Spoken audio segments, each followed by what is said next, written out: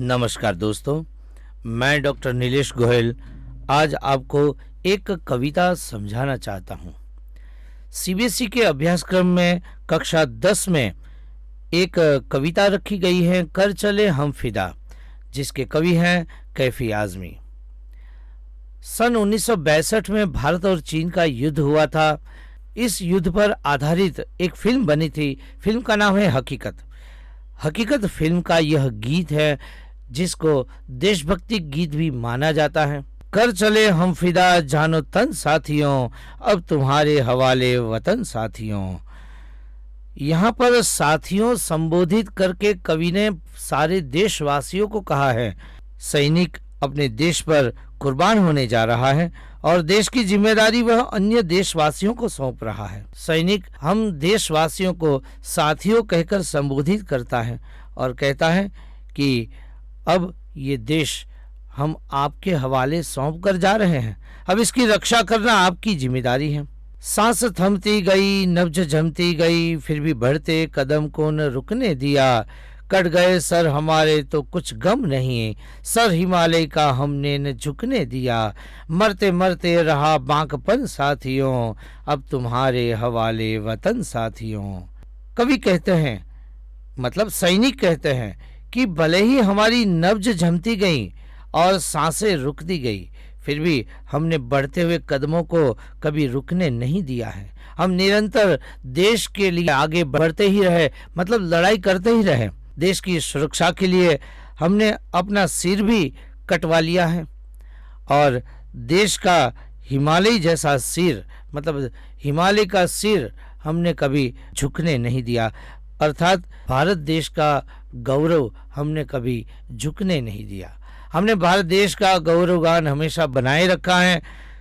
इस प्रकार अंतिम सांस तक सैनिक देश की हिफाजत करता रहता है। दोस्तों, यहाँ पर सैनिक की जो क्रिया है, देश के लिए बलिदान होने की भावना है, वो भावना बिल्कुल प्रस्तुत हुई है। जिंदा रहने के मौसम बहुत है मगर जान देने की रुत रोज आती नहीं। हुस्न और इश्क दोनों को रुस्वा करे, वो जवानी जो खून में नहाती नहीं। आज धरती बनी दुल्हन साथियों, अब तुम्हारे हवाले वतन साथियों। सैनिक का मानना है कि जिंदा रहते हुए तो जीवन में उत्सव मनाते ही रहेंगे और ऐसे बहुत सारे मौके आते ही रहेंगे, लेकिन देश के लिए कुर्बान होने का अवसर कभी कभी ही आता है। ये अवसर बार बार थोड़ी मिलेगा।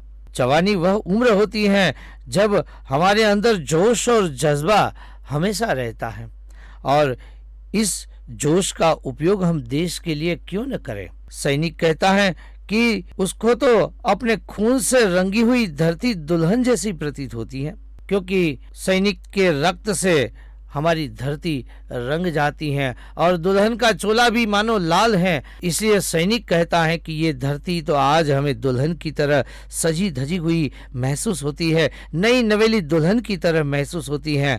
इसलिए इसकी रक्षा करना अब आपकी जिम्मेदारी है। हे देशवासियों, हमने तो बलिदानी दे दी, हमने तो अपना सारा जीवन देश के लिए दे दिया। अब इस देश की रक्षा करना आपकी जिम्मेदारी है। राह कुर्बानियों की न वीरान हो, राह कुर्बानियों की न वीरान हो, तुम सजाते ही रहना नए काफिले। फतह का जश्न इस जश्न के बाद है, जिंदगी मौत से मिल रही है गले।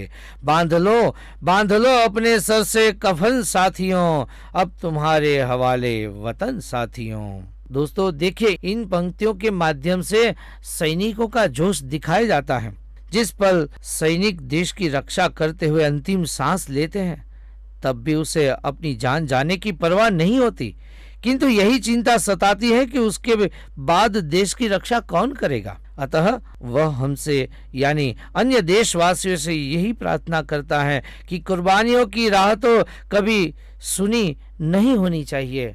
मतलब एक के बाद एक काफिला तैयार होते ही रहना चाहिए। लड़ाई के लिए देशवासियों को, देश की रक्षा के लिए देशवासियों को हमेशा तैयार रहना ही है। जीत का जश्न तो हर कोई मनाना चाहता है, किंतु उससे पहले हमें जिंदगी और मौत से गले मिलने, मतलब कि युद्ध भूमि के दर्शन तो करने ही पड़ते हैं। इसलिए सैनिक के रूप में कवि हमसे यह कहना चाहता है कि हम सिर पर कफन बांधकर निकल पड़ते हैं, देश की रक्षा के लिए मर मिट जाएं, लेकिन हम देश की रक्षा तो कैसे भी करके करेंगे ही करेंगे। देशभक्ति की भावना हमारे दिल में इस कदर होनी चाहिए कि हमारे होते हुए हमारे देश का बाल भी बांका न हो। दोस्तों, यहाँ पर जो सैनिक का जुनून दिखाई देता है, जोश दिखाई देता है, वही हमें ध्यान में लेने जैसा है और उसी से हमें सीखना है कि हमें भी हमारे देश की रक्षा के लिए हमें तैयार रहना चाहिए। खींच दो अपने खून से जमीन पर लकीर, खींच दो अपने खून से जमीन पर लकीर, इस तरफ आने पाए न रावण कोई, तोड़ दो हाथ अगर हाथ उठने लगे, तोड़ दो हाथ अगर हाथ उठने लगे, छू न पाए सीता का दामन कोई, राम भी तुम ही लक्ष्मण साथियों, अब तुम्हारे हवाले वतन साथियों। सैनिकों ने हम पर बहुत बड़ी जिम्मेदारी डाल दी।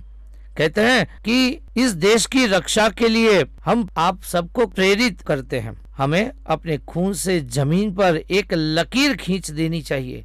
जिस प्रकार लक्ष्मण ने सीता माता की रक्षा के लिए लक्ष्मण रेखा खींची थी, ठीक उसी प्रकार दुश्मन को चुनौती देकर हमें एक लकीर खींच देनी चाहिए कि दुश्मन इससे आगे कभी बढ़ ही न पाए। यदि रावण रूपी शत्रु देश ने सीता रूपी मातृभूमि के आंचल को छूने का दुस्साहस भी किया, तो हम राम और लक्ष्मण बनकर उसके हाथों को तोड़ देने की ताकत भी रखते हैं। मतलब अगर दुश्मन ने हमारे देश पर आंख भी उठाई तो उसकी आंख फोड़ देंगे, उसका हाथ तोड़ देंगे, हम उनके साथ लड़ाई करेंगे, हराएंगे और हमारी जीत होगी। हमें राम और लक्ष्मण की भांति सीता रूपी मातृभूमि की रक्षा के लिए हमेशा तत्पर रहना चाहिए। यहाँ सैनिक कहते हैं कि हे साथियों, हे देशवासियों, हमने तो अपना फर्ज निभा दिया, अब फर्ज निभाना आप सबकी बारी है, इसलिए हमें अपने देश की रक्षा के लिए तैयार रहना ही चाहिए। दोस्तों, मैं आशा रखता हूँ कि आपको ये कविता अच्छी तरह से समझ में आ गई होगी। धन्यवाद।